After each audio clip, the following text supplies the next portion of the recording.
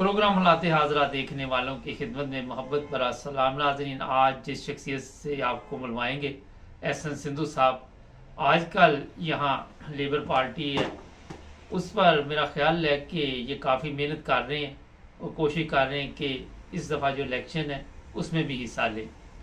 काफ़ी मेहनत कर रहे हैं और इनसे पाकिस्तान की जो ताज़ा सूरत हाल है उससे भी उसके मतलब पूछेंगे क्योंकि उस पर भी इनकी गहरी नज़र है। अस्सलाम वालेकुम सिद्धू साहब। जी वालेकुम सलाम जी मुबारक साहब। क्या हाल है? ठीक ठाक, आप सुनाएं? खैरियत अल्लाह से का हैं? फजल। सिद्धू साहब क्या चल रहा है आजकल, थोड़ा सा यहाँ पे बताएं। काफ़ी मेहनत कर रहे हैं आप यहाँ, इलेक्शन में भी मुझे इतला मिली कि यहाँ हिस्सा लेने का प्रोग्राम बन रहा है। जी जी, कोशिश तो कर रहे हैं, बाकी आगे अल्लाह ताला की मर्जी। तो कोशिश तो यही है कि अपनी नुमाइंदगी हो जाए, स्पेशली पाकिस्तानी कम्युनिटी से जो है वो हर शख्स अपना कोई ना कोई किरदार अदा कर सकता है। तो इसी नीयत से मेरा भी ख्वाहिश भी थी और दिल भी था कि कोशिश करूँ। अच्छा ये बताइए कि यहाँ पे सियासत में आपने देखा कि जो लोग हिस्सा लेते हैं और जो पाकिस्तान में लेते हैं, इसमें कोई फ़र्क है? जो हालात हमारे बने हुए, इंतखाबात भी हो गए और हमें पता ही नहीं चल रहा कि हमने जाना किधर है, कोई फ़र्क इसमें आपको महसूस होता है? देखिए, इस टाइम जो पाकिस्तान का अगर इंग्लैंड के साथ मुआवजा किया जाए तो इंग्लैंड में हकीकी जमहूरियत है हम्म। और पाकिस्तान में नाम की जमहूरियत है। हम्म। इस टाइम जो यूके की जो अगर यूके में अगर इलेक्शन हो तो यहाँ पे आपको पता है कि जब आप वोट करके आ जाते हैं तो शाम को रिजल्ट आना शुरू हो जाता है और कोई शख्स जो है वो ये नहीं कहता कि मेरे साथ धांधली हुई है या मेरा वोट उसको चला गया है या ये या वो कोई एहतजाज या कोई ड्रामा में सब बिल्कुल खामोश किस्म की पोलिंग होती है यहाँ पे। जी। और हर शख्स अपना रिजल्ट को अप्रिशिएट करता है और अगर वो हार भी जाए तो वो मुखालिफ पार्टी को, जीतने वाले को मुबारकबाद देता है, उसके साथ मिलकर काम करने को तरजीह देता है और इज्जत करता है।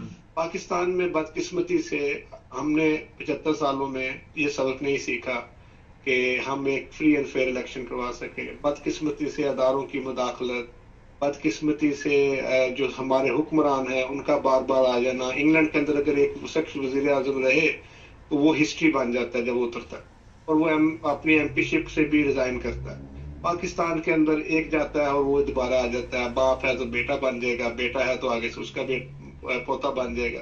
तो ये एक रिवाज चलता आ रहा है। इस टाइम पाकिस्तान के अंदर एक केओस का मैदान है। यहाँ की जो बैरूनी मुल्क की ताकतें हैं उन्होंने भी ये कह दिया कि हम कंसर्न है सिलेक्शन पे। तो I think this is a shame on the system जो ये इलेक्शन हुए हैं। और इसका अगर इंग्लैंड के साथ आप मुआवजा करें तो मैं समझता हूँ कि इंग्लैंड के तो वो करीब भी नहीं आते यूरोप के या किसी और ममालिक के जहाँ पर इंतखाबात होते हैं। और ये जो लोग इस टाइम इलेक्ट हुए हैं इनमें से मेजोरिटी लोग ऐसे हैं जिनको जितवाया गया है, जिनका कोई मैंडेट नहीं है, जिनकी कोई हैसियत नहीं है और जिनकी बात का कोई वजन नहीं होगा। तो ये फर्क तो रहेगा और ये रहना। सिंधु साहब ये बड़ी एक अहम बात आपने की कि यहाँ जो वजीर आजम जाता है वो हिस्ट्री बन जाता है, हमारे वहाँ पे इबरत बन जाता है।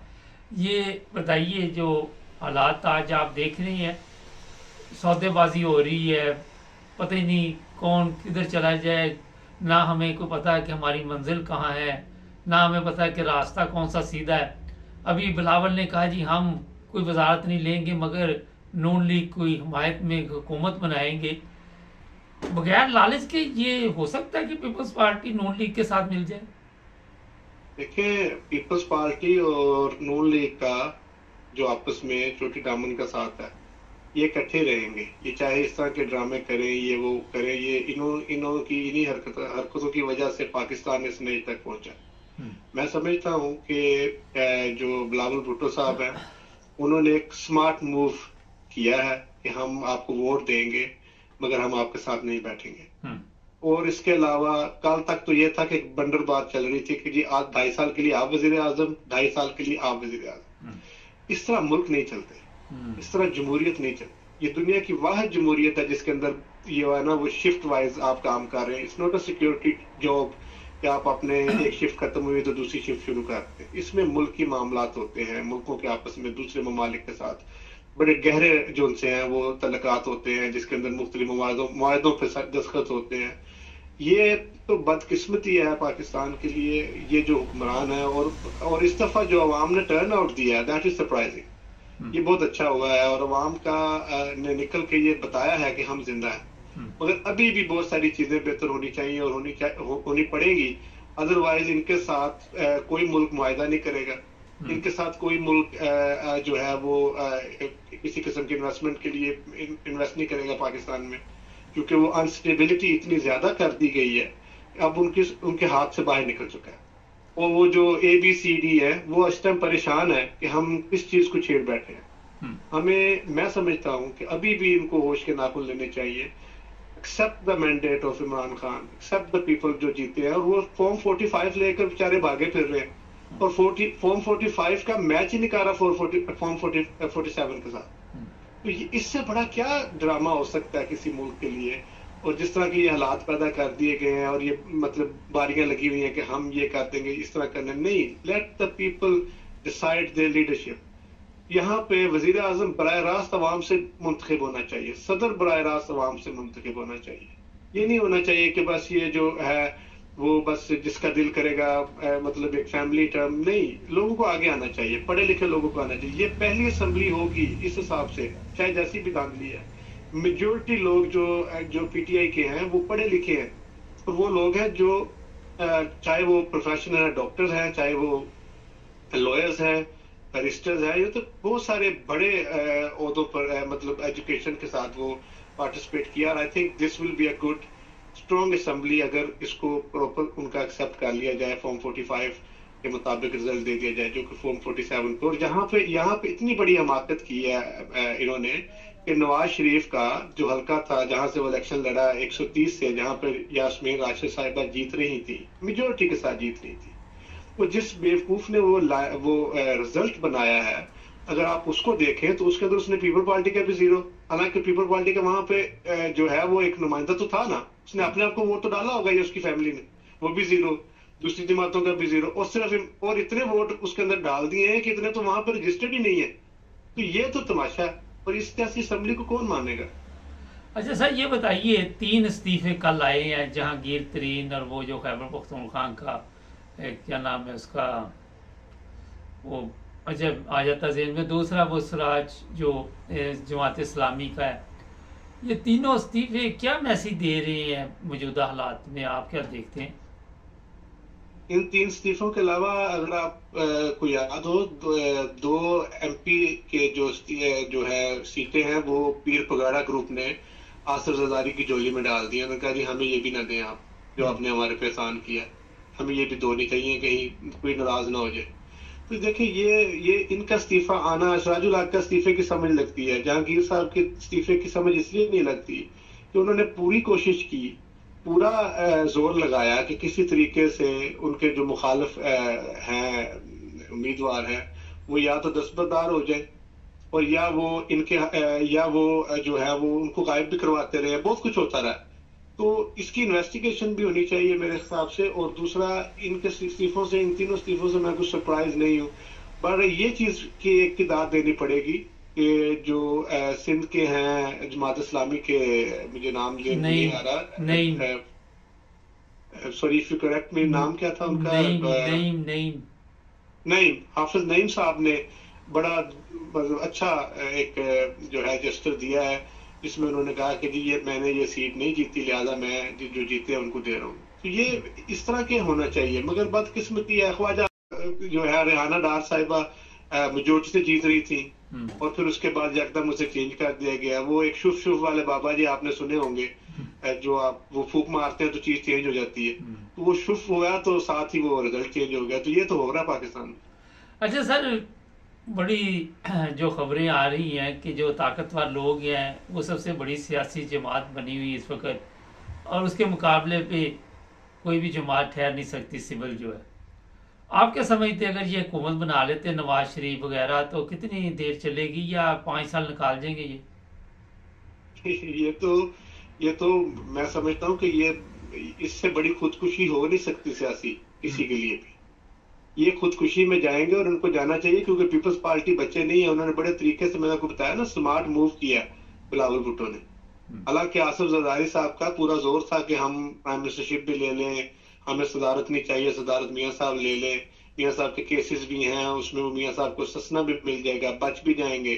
तो ये उनकी कोशिश थी इस तरीके से उनको ये जो है वो पेशकश की जाए और वज़ारत उज़्मा बिलावल भुट्टो को मिल जाए और बाकी कुछ ओहदे इस तरह बंटल बांट की जाए, मगर वो हो नहीं सका। और उसकी वजह से ये जो अब सारा ये सिस्टम है, ये मेरा नहीं ख्याल कि ज्यादा, अगर तो नवाज शरीफ बनेगा तो फिर तो चंद महीने में आपको एक सरप्राइज मिलेगा। मैं नहीं समझता कि वो शख्स अपने आप को बदलेगा, क्योंकि वो बदल सकता ही नहीं है। वो एक चीज है जिसको आप चाहे 100 साल किसी चीज में रख लें तो वो सीधी नहीं होगी ना। वही मिसाल मैं, I am sorry in another way, मैं आपको दे सकता हूँ, वो कभी सीधा नहीं होगा।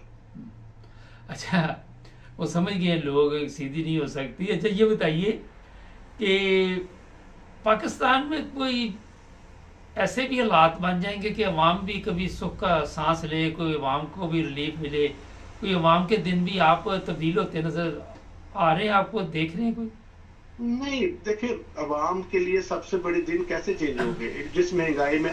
मैं एक चीज वेरी क्लियर कर दूं आपके और आपके नाजरीन के लिए भी, और ऑब्वियसली आपको भी पता होगा चीजों का, कि चाहे इमरान खान साहब आए, चाहे मुस्लिम लीग नवाज इक़्तिदार में आए, चाहे पीपल्स पार्टी इक़्तिदार में आए, ये इस लहज पे ये मुल्क को ले चुके हुए, नहज पे सॉरी, कि अब पाकिस्तान को निकलते हुए ये ऐसे ही है जैसे किसी इंसान का एक एक्सीडेंट हुआ है और वो उसकी मतलब वो कोई हड्डी सलामत नहीं रही और उसको रिकवर होने में टाइम लगेगा। ऐसे ही हुआ है पाकिस्तान के साथ। ये जो 16 महीने थे, इसने 16-18 महीने, इसके अंदर उसके बाद फिर ये जो हमारे क्या कहते हैं राजू जेंटलमैन साहब जो है, वो जिन्होंने एज ए टाइम मुकाम प्राइम मिनिस्टर संभाला, इनकी वजह से जो फिर नुकसानात हुए, इनकी वजह से जो पूरी फिर इन्होंने अपनी सीवी पेश की अमेरिका जाके कि मैं बहुत आपकी खिदमत कर सकता हूँ, अभी मुझे रहने दें, और ये बड़ा कुछ हो रहा है। मगर यही वजह से ये किसी के लिए भी इजी नहीं है कि वो हुकूमत चला सके। चाहे इमरान खान साहब भी आएंगे, उनके लिए चैलेंजेस होंगे, यही अवाम उनको भी गालियां देगी, क्योंकि वो ये पेशेंस की जरूरत है। आप पाकिस्तान को अगर रिकवर करना है तो then everybody has to be united. हर बंदे को अपना अपना किरदार अदा करना पड़ेगा, फिर मुल्क आगे चल सकता है और फिर इन्वेस्टर्स पाकिस्तान में जाके इन्वेस्ट कर सकते हैं, फिर हम ये सारी चीजों से निकल सकते हैं। पहले तो बात यह है कि हमें अपनी जो शाही है खर्चे उन्हें कम करना पड़ेगा। अगर आप देखें, मैं काफी चीजें सोशल मीडिया पर देखता हूँ कि एक नॉर्मल बंदा इंग्लैंड से जाता है या कहीं और से, उसके साथ पुलिस की एक गाड़ी है, फॉर व्हाट? उसने क्या किया है? उसकी क्या ओहदा है जिसको साथ आप पुलिस की गाड़ी और वो उसकी एक्सपेंसेस मजा आता है सरकारी खाते में डाल रहे हैं।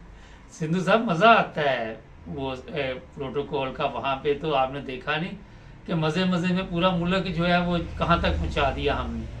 हाँ जी, इधर आप जाएं, इधर आप मिनिस्टर्स को मिलते हैं, हम मिलते हैं, मैं अपना लीडरशिप से मिलता हूँ, लेबर की, मैं इधर की मिनिस्टर्स जो शेडो है कैबिनेट उनसे मिलता हूँ, डिफरेंट लोड से मिलता हूँ, एमपी से मिलता हूँ। इनफैक्ट कई दफा जो है वो टोरी पार्टी के जो अपने सीनियर ओहदेदार उनसे कई राह चलते मुलाकात हो जाती है। इधर सिस्टम हो रहा है, वो अकेले अकेले फिर रहे होते हैं। यहाँ पे उनके साथ एक सेक्रेटरी होता है सिर्फ, जो उनकी सिर्फ डायरी नोट करता है, बस।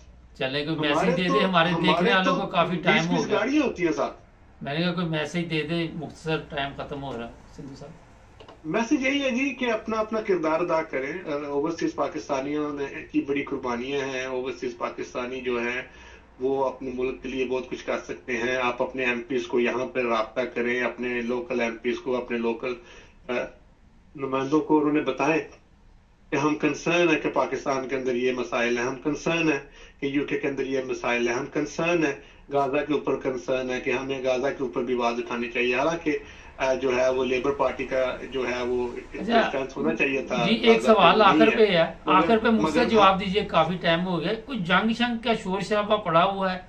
आप तो पार्लियामेंट में आते जाते हैं, कोई इस तरह की आवाजें वहां भी गूंज रही है? देखिए, गूंज रही है। बहुत सारे लोग, मैं आपको बताऊं, बहुत सारे लोग इस चीज पर एग्रेसिव अप्रोच ले रहे हैं कि जी हम जो है वो जंग बंदी होनी चाहिए, और होनी भी चाहिए। मैं खुद उसको सपोर्ट करता हूँ।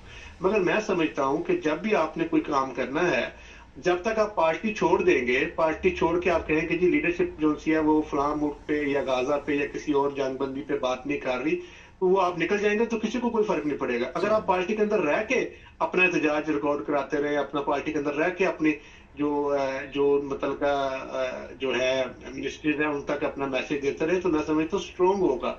और बताना चाहिए कि जो जो वीकनेसेस है वो बतानी चाहिए, क्योंकि यहाँ पे लीडरशिप चेंज हो जाती है जब चले, आप बहुत लीडरशिप शुक्रिया आपका सर, रिकवर नहीं कर सकती। बहुत शुक्रिया सर, आपने टाइम दिया। नाज़रीन, एहसन सिंधु साहब काफ़ी माशाल्लाह एक्टिव हैं और रात दिन लगे हुए हैं यहाँ सियासत में, सियासी सरगर्मियों में हिस्सा लेने पर मेरा ख्याल काफ़ी टाइम अपना लगा रहे हैं।